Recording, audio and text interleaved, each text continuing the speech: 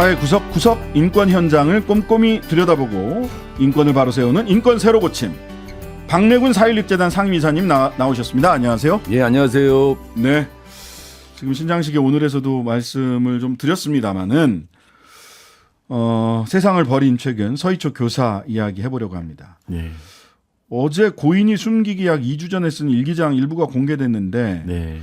업무 폭탄과 누구 뭐 이름을 난리, 삭제했습니다. 누구의 난리가 겹치면서 그냥 모든 게 다 버거지고 놓고 싶다는 생각이 들었다. 숨이 막혔다.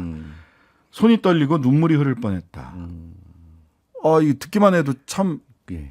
저도 가슴이 무너지거든요.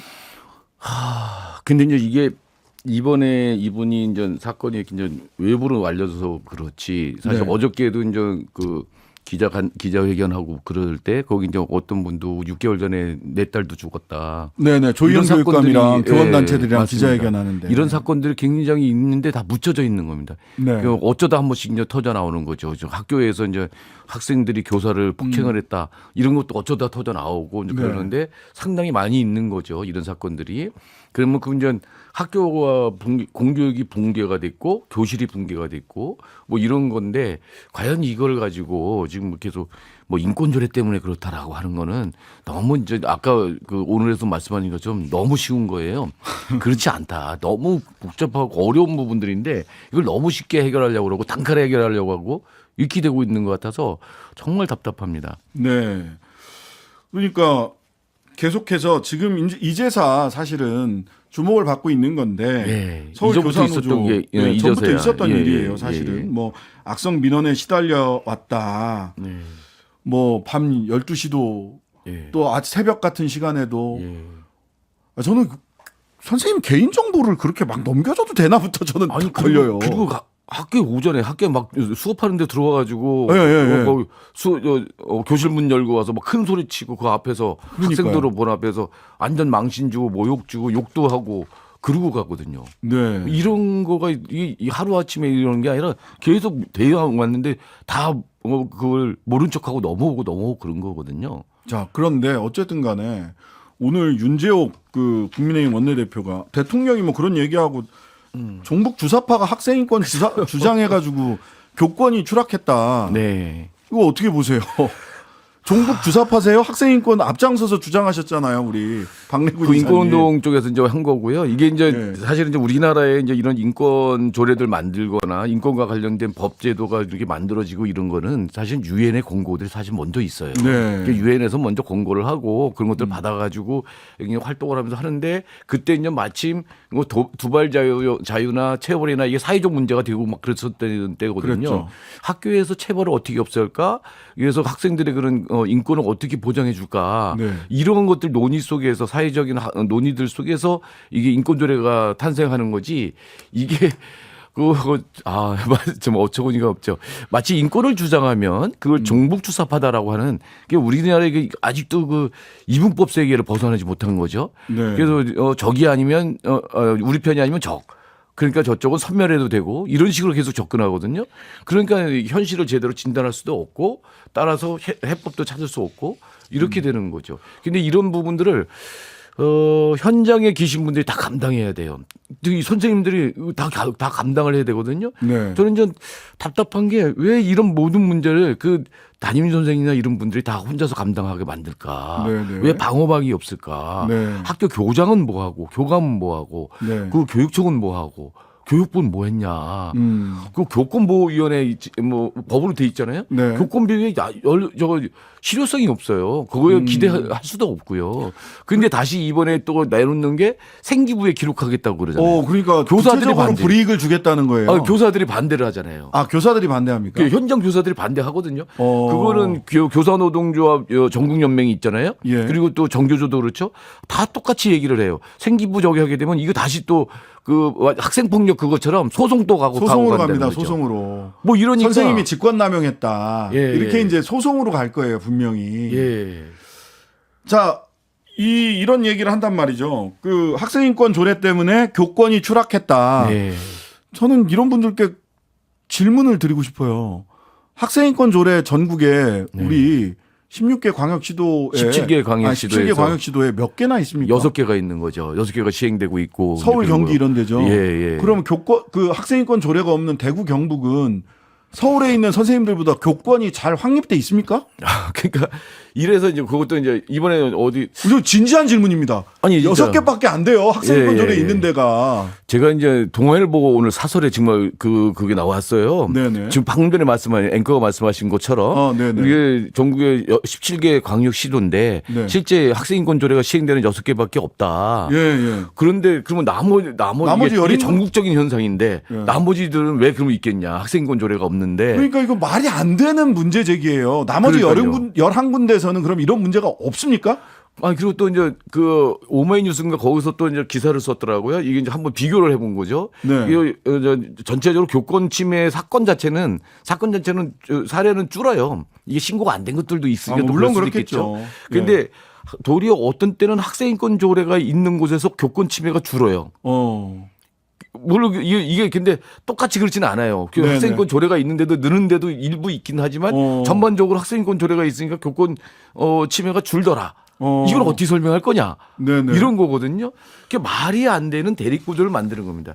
사실 학교 현장에서는 학생도 약자지만 그 교사도 약자예요. 예, 특히 전연차 교사들. 이거는 교권과 학생 인권을 갖다가 대립을 시키는 거는 약자와 약자를 싸움을 붙이는 꼴이거든요. 아, 최저임금 노동자랑 그 맞아요. 편의점 점주랑 싸움 붙이는 것 같아요. 그러니까요. 예, 그 윤재옥 그 원내대표한테 구체적으로 어느 조항이 문제인가요? 하고 학생인권 조례 물어보니까 예. 차차 따져보겠습니다.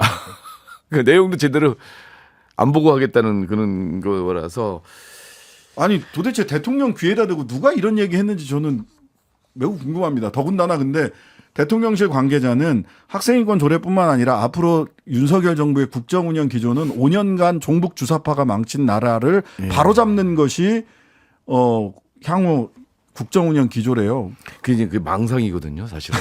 그러니까 원인 진단이 틀리니까 해법도 못 찾아내고 이제 그러는 거 아니겠습니까? 네. 그리고 이제 이게 이제 교권 침해를 하는 사람들이 과연 누구냐? 이 네네. 학부모들이 제일 많은 게 학부모들이거든요. 네네. 물론 거기 이제 상급 교사도 있고 교감도 있고 교장도 있고 뭐 있겠지만 제일 큰 게 이제 그 힘센 학부모들이에요. 사실 서민 학생의 그 학부모들은 거기 찾아갈 시간도 없고 여유도 없어요. 맞아요. 애들 제대로 챙겨주지도 못해요. 학교만 잘 다니면 다행이다 싶은 거죠.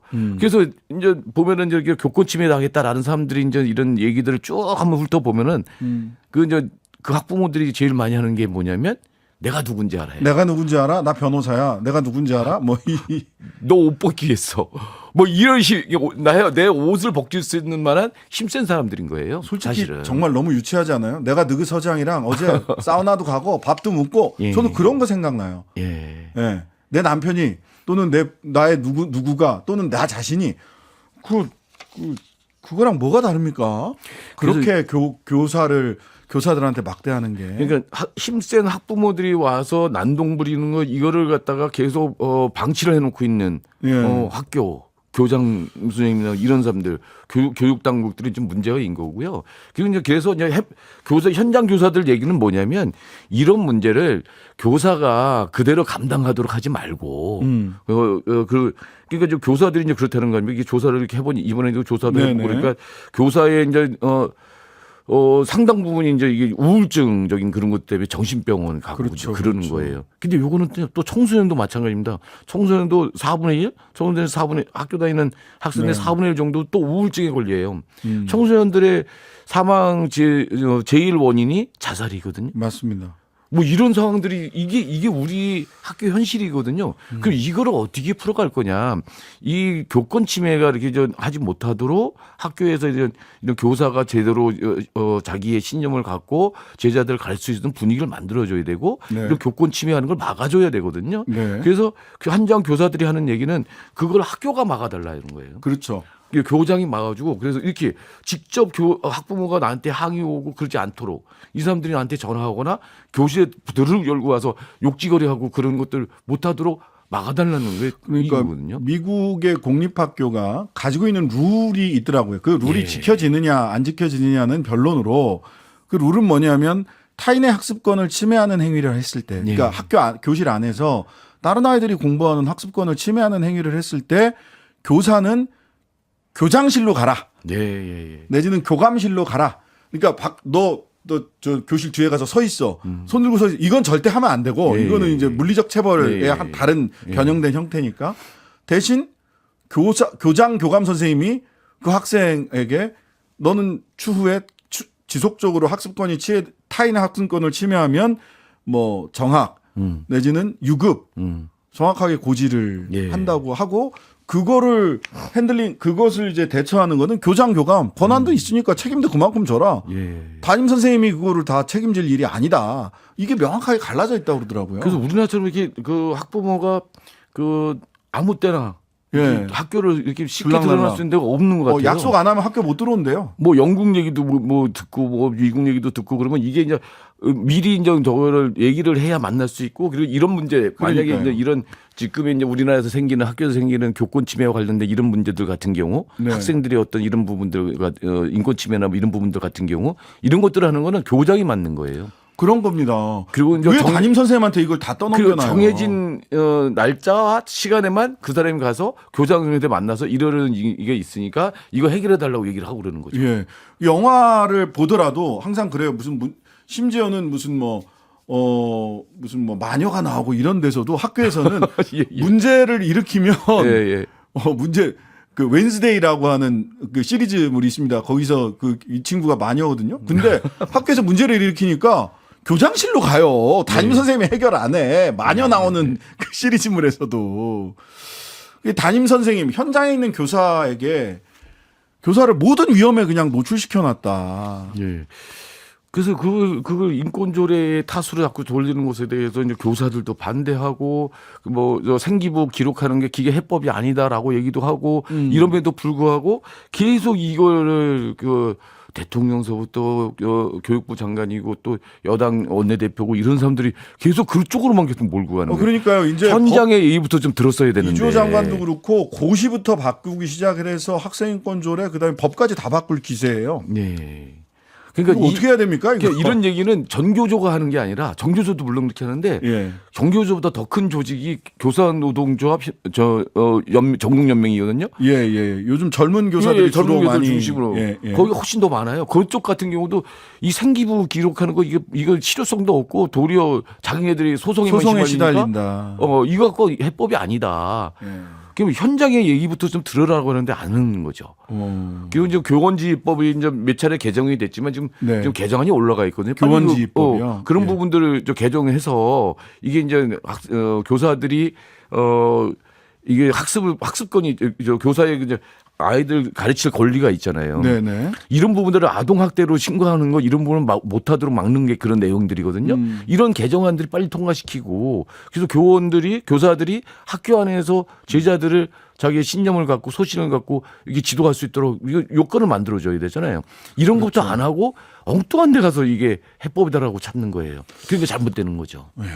그 교장 교감 선생님이 그 애국조회 시간에 요즘 애국조회 없나요? 참 조회 시간에 훈시만 하는 게 아니라 실제로 학생들을 상담하고 네. 징계하고 이런 책임을 지셔야죠. 예. 거기가 애헴하고 기침하고 있는 자리는 아니잖아요. 예. 그래서 지금 내가 먼저 동아일보 사설 너무 좋아했나 본데. 네네. 그래서 뭐죠? 정치 빠져야 교육적 해법 나온다. 그러니까 사설의 제목인데 네. 진짜 정치가 빠져야 됩니다. 정치적으로 그런 정쟁거리로 삼아가지고 또 정치 그런 정파적 관점으로 해가지고는 해법이 안 나온다. 종북주사파 때려잡는 하나의 도구로 사용해서는 안 된다. 현장 당사자들의 목소리부터 잘 듣자. 그래야 네. 해법이 나온다 생각합니다. 박래군 사육재단 상임이사였습니다. 감사합니다. 예. 하루 종일 기다려지는 진짜 시사. 평일 저녁 6시 5분 신장식의 뉴스 하이킥.